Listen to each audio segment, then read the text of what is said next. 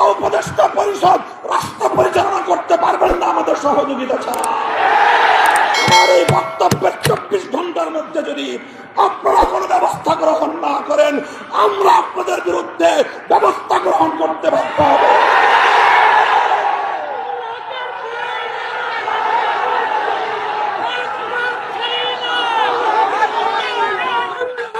সংগ্রামী সাথী ও বন্ধুগণ, আমরা পরিষ্কার ভাষায় বলি, আন্দোলনে ছিলাম আমরা, সংগ্রামে ছিলাম আমরা, রক্ত দিয়েছি আমরা, কারারুদ্ধ হয়েছি আমরা, অন্যায় অপমানের শিকার হয়েছি আমরা, ষড়যন্ত্রের শিকার হয়েছি আমরা, যুদ্ধ করে বিজয়ের রণাঙ্গনে ছিলাম আমরা।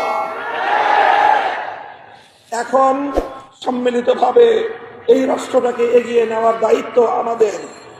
আমরা সহযোগিতা করতে চাই, গায়ে পড়ে সহযোগিতা করতে চাই। আমাদের গায়ে পড়ে সহযোগিতা যদি পায়ে ফেলতে চান, সে পা ভেঙে গুড়িয়ে দিতে এক মুহূর্ত আমরা বিলম্ব করব না। আল্লাহ পাক রব্বুল আলামিন এই বাংলাদেশকে একটি সুন্দর, সমৃদ্ধশালী একটি বাংলাদেশ হিসেবে এগিয়ে নেওয়ার তৌফিক দান করুন।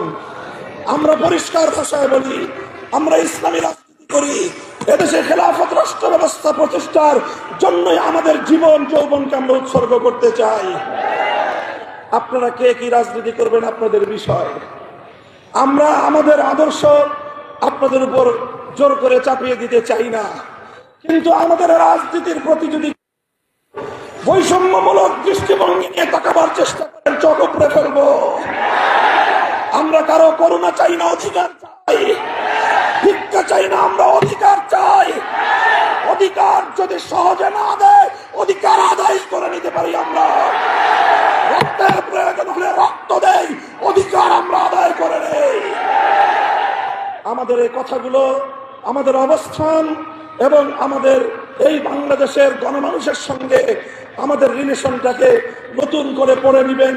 যদি কেউ যদি আমাদের ভাবনা ভাবতে চান, তাহলে আপনাদেরকে রাজপথে মোকাবেলার দাওয়াত থাকলো। সংগ্রামী সাথী ও বন্ধুগণ, একটি সুন্দর বাংলাদেশ গড়ে উঠুক, বৈষম্যহীন বাংলাদেশ গড়ে উঠুক। আর কোন শিক্ষাঙ্গনে তোফাজ্জলদের মতো আর কোন মানুষকে যেন এভাবে বিচার বহির্ভূত হত্যাকাণ্ডের শিকার হতে না হয়। সকল বিচার বহির্ভূত হত্যাকাণ্ডগুলোকে তদন্তপূর্বক প্রকৃত দোষীদের বিরুদ্ধে ব্যবস্থা গ্রহণের দাবি জানিয়ে একটি সুন্দর, সুশৃঙ্খল, উপনিবেশহীন, উপনিবেশবাদ মুক্ত, স্বাধীন একটি স্বনির্ভর জাতি গঠনের জন্য যা যা করতে হয় তা করার জন্য আহ্বান এবং তার সহযোগিতার আহ্বান জানিয়ে বক্তব্য শেষ করলাম। নাসরুম মিনাল্লাহি ওয়া ফাতহুন করিম ওয়া আখিরু দাওয়ানা আলহামদুলিল্লাহি রাব্বিল আলামিন। বাংলাদেশ খেলাফত ছাত্র মজলিস জিন্দাবাদ, বাংলাদেশ খেলাফত মজলিস জিন্দাবাদ। সুবহানাল্লাহি ওয়া বিহামদিহি। এই শাহবাগ চত্বরে দাঁড়িয়ে আমি আজকের অন্তর্বর্তীকালীন সরকারের কাছে সুস্পষ্টভাবে দাবি জানাতে চাই, এই শাহবাগ চত্বরকে কেন্দ্র করে এই গণজাগরণের নামে বাংলাদেশকে বিভক্ত করবার, বাংলাদেশের স্বাধীনতাকে বিপন্ন করবার চক্রান্তের বিরুদ্ধে রুখে দাঁড়িয়েছিল যে শাপলা চত্বর, সেই শাপলার শত শহীদানের আজও পর্যন্ত রক্তের কোনো প্রতিবিধান করা হয়নি। এখনো পর্যন্ত শাপলা চত্বরের বীর শহীদদের হত্যাকাণ্ডের জন্য কোন রাষ্ট্রীয় উদ্যোগ আমরা লক্ষ্য করতে পারছি না। আমি স্পষ্ট ভাষায় দাবি করতে চাই, একটি স্বাধীন তদন্ত কমিশন গঠনের মধ্য দিয়ে শাপলা চত্বরের সকল হত্যাকাণ্ডের জন্য স্বৈরাচারী খুনি শেখ হাসিনা সহ তার শাপলার সকল সহযোগী খুনিদেরকে অতি দ্রুত আন্তর্জাতিক অপরাধ ট্রাইব্যুনালে মামলা দায়েরের মাধ্যমে বিচার ব্যবস্থা নিশ্চিত করতে হবে। আমি ঢাকা বিশ্ববিদ্যালয়ের এই প্রবেশদ্বারে দাঁড়িয়ে স্মরণ করতে চাই নবাব স্যার সলিমুল্লাহদেরকে, যাদের ত্যাগ এবং অনুদানের ভিত্তিতে প্রতিষ্ঠিত হয়েছিল এই ঢাকা বিশ্ববিদ্যালয়। ঢাকা বিশ্ববিদ্যালয় কর্তৃপক্ষের কাছে আমাদের দাবি থাকবে, আমরা আর আবেদন করছি না, এখন থেকে আমরা দাবি করছি, আপনারা আমাদের দাবিগুলোকে কিভাবে মূল্যায়ন করেন আগামী দিনে সেটা আমরা পর্যালোচনা করব।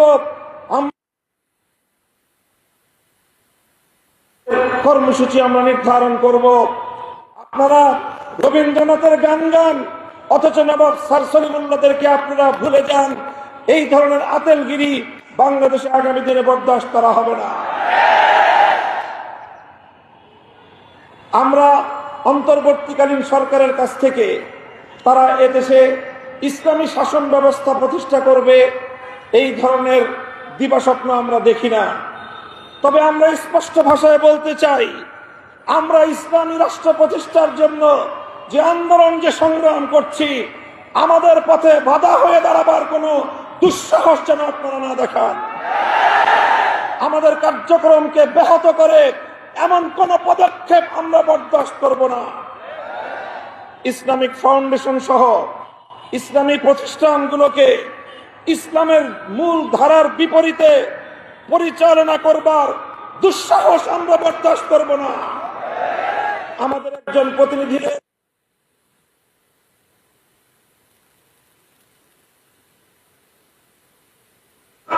উপদেশ তার দিক নির্দেশনার আলোকে পরিচালিত হবে। তিনি এদেশের আলেম সমাজের কাছ থেকে পরামর্শ গ্রহণ করবেন। তার পরামর্শের ভিত্তিতে যদি ইসলামী অঙ্গনগুলোকে পরিচালনা করবার ক্ষেত্রে যে কেউ অন্তরায় হয় বলে আমরা প্রমাণ পাই, আমরা রাজপথে যে কোনো মূল্যে সেটাকে প্রতিহত করবো ইনশাআল্লাহ।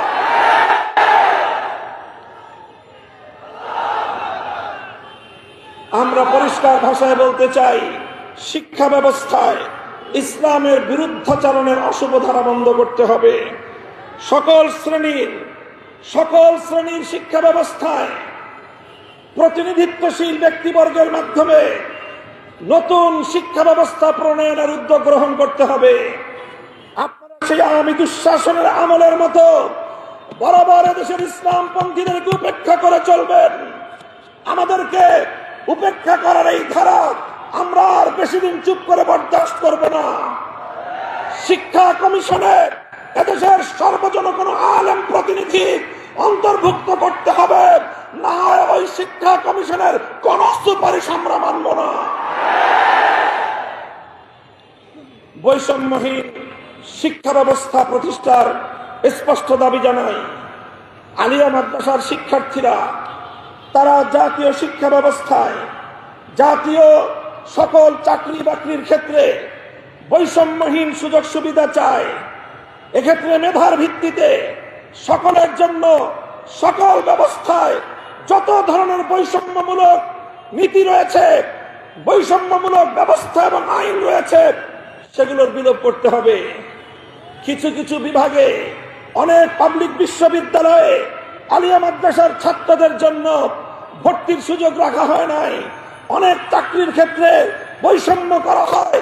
এই বৈষম্য আমরা আর কয়েকটা দিন দেখব, এরপরে আর দেখব না, প্রতিরোধ করবো ইনশাআল্লাহ।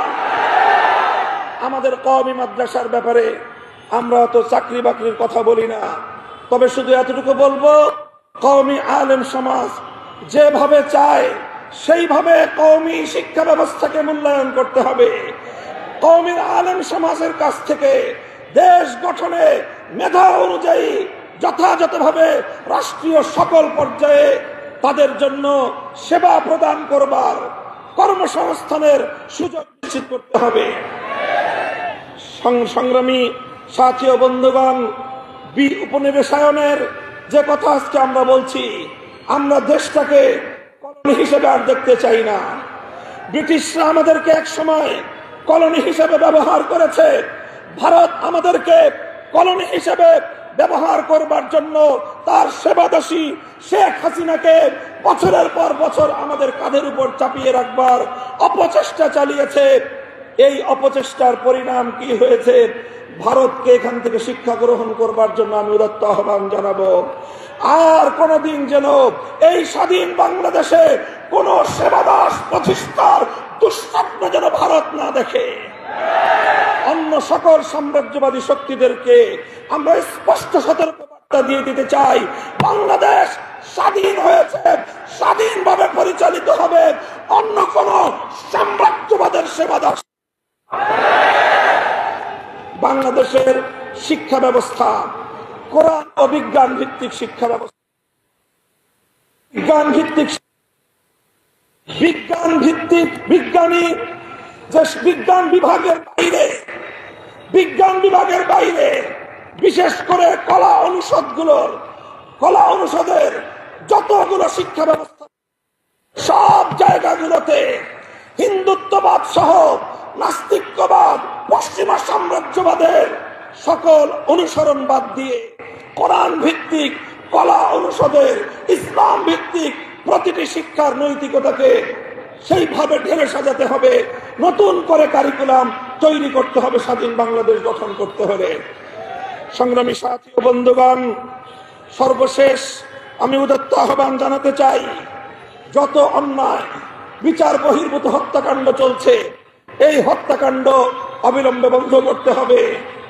যারা রাজপথ থেকে আন্দোলনের মধ্য দিয়ে উপদেষ্টা হয়েছেন, আপনাদেরকে বলি, আমরা আপনাদের সহযোগী, আন্দোলনে ছিলাম সহযোগী, সংগ্রামে ছিলাম সহযোগী, ফ্যাসিবাদের বিরুদ্ধে লড়াইয়ের মাঠে ছিলাম আমরা সহযোগী। এখন এই ক্রান্তিকালে রাষ্ট্র পরিচালনায় আমরা আপনাদেরকে সহযোগিতা করতে চাই। আমাদের কথা যদি কানে তুলবার মতো ফুরসত আপনাদের না থাকে, কান পর্যন্ত কিভাবে পানি পৌঁছাতে হয় সেই পথ কিন্তু আমাদের জানা আছে। আমি বিশেষ করে এই তথ্য উপদেষ্টা নাহিদ সাহেবকে সতর্ক করি। আমি তার দৃষ্টি আকর্ষণ করে বলতে চাই, মামুনুল হককে চিনেন না? আজকে ফ্যাসিবাদ বিলোপ হওয়ার 1.5 মাসের মাথায় আমার বিরুদ্ধে অনলাইনে ফেসবুক কর্তৃপক্ষ সহ ইউটিউব কর্তৃপক্ষ সহ অঘোষিত নিষেধাজ্ঞা জারি করে রেখেছে। আমার নিউজ কভার করে এই পর্যন্ত বাংলাদেশে প্রায় শতাধিক জাতীয় নিউজ পোর্টাল তারা রেস্ট্রিকশনের শিকার হয়েছে। আপনারা ওখানে বিলাসিতা করেন, বৈষম্যের বিরুদ্ধে সংগ্রামী আমাদেরকে আমাদের সমস্যাগুলোকে সমাধান করবার কোন চিন্তা আপনাদের নাই।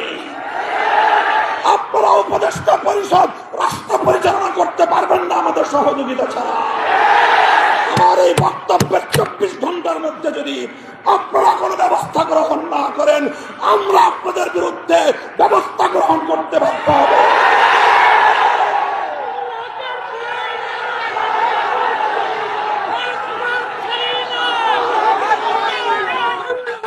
সংগ্রামী সাথী ও বন্ধুগণ, আমরা পরিষ্কার ভাষায় বলি, আন্দোলনে ছিলাম আমরা, সংগ্রামে ছিলাম আমরা, রক্ত দিয়েছি আমরা, কারারুদ্ধ হয়েছি আমরা, অন্যায় অপমানের শিকার হয়েছি আমরা, ষড়যন্ত্রের শিকার হয়েছি আমরা, যুদ্ধ করে বিজয়ের রণাঙ্গনেও ছিলাম আমরা।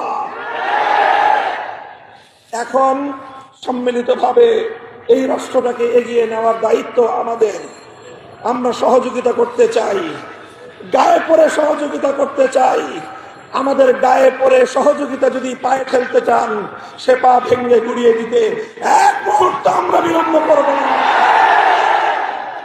আল্লাহ পাক রব্বুল আলামিন এই বাংলাদেশকে একটি সুন্দর, সমৃদ্ধশালী একটি বাংলাদেশ হিসেবে এগিয়ে নেওয়ার তৌফিক দান করুন। আমরা পরিষ্কার ভাষায় বলি, আমরা ইসলামী রাজনীতি করি, এদেশে খেলাফত রাষ্ট্র ব্যবস্থা প্রতিষ্ঠার জন্যই আমাদের জীবন যৌবনকে আমরা উৎসর্গ করতে চাই। আপনারা কে কি রাজনীতি করবেন আপনাদের বিষয়। আমরা আমাদের আদর্শ আপনাদের উপর জোর করে চাপিয়ে দিতে চাই না, কিন্তু আমাদের রাজনীতির প্রতি যদি বৈষম্যমূলক দৃষ্টিভঙ্গি নিয়ে তাকাবার চেষ্টা করেন, চোখ উপড়ে ফেলবো। আমরা কারো করুণা চাই না, অধিকার চাই। ভিক্ষা চাই না, আমরা অধিকার চাই। অধিকার যদি সহজে না দেয়, অধিকার আদায় করে নিতে পারি আমরা। রক্তের প্রয়োজন হলে রক্ত দেই, অধিকার আমরা আদায় করে নেই। আমাদের এই কথাগুলো, আমাদের অবস্থান এবং আমাদের এই বাংলাদেশের গণমানুষের সঙ্গে আমাদের রিলেশনটাকে নতুন করে পড়ে নেবেন। যদি কেউ যদি আমাদের ভাবনা ভাবতে চান, তাহলে আপনাদেরকে রাজপথে মোকাবেলার দাওয়াত থাকলো। সংগ্রামী সাথী ও বন্ধুগণ, একটি সুন্দর বাংলাদেশ গড়ে উঠুক, বৈষম্যহীন বাংলাদেশ গড়ে উঠুক। আর কোন শিক্ষাঙ্গনে তোফাজ্জলদের মতো আর কোন মানুষকে যেন এভাবে বিচার বহির্ভূত হত্যাকাণ্ডের শিকার হতে না হয়। সকল বিচার বহির্ভূত হত্যাকাণ্ডগুলোকে তদন্তপূর্বক প্রকৃত দোষীদের বিরুদ্ধে ব্যবস্থা গ্রহণের দাবি জানিয়ে একটি সুন্দর সুশৃঙ্খল উপনিবেশহীন উপনিবেশবাদহীন উপনিবেশবাদ মুক্ত স্বাধীন একটি স্বনির্ভর জাতি গঠনের জন্য যা যা করতে হয় তা করার জন্য আহ্বান এবং তার সহযোগিতার আহ্বান জানিয়ে বক্তব্য শেষ করলাম। নাসরুম মিনাল্লাহি ওয়া ফাতহুন করিম ওয়া আখিরু দাওয়ানা আলহামদুলিল্লাহি রাব্বিল আলামিন। বাংলাদেশ খেলাফত ছাত্র মজলিস জিন্দাবাদ। বাংলাদেশ খেলাফত মজলিস জিন্দাবাদ। সুবহানাল্লাহি ওয়া বিহামদিহি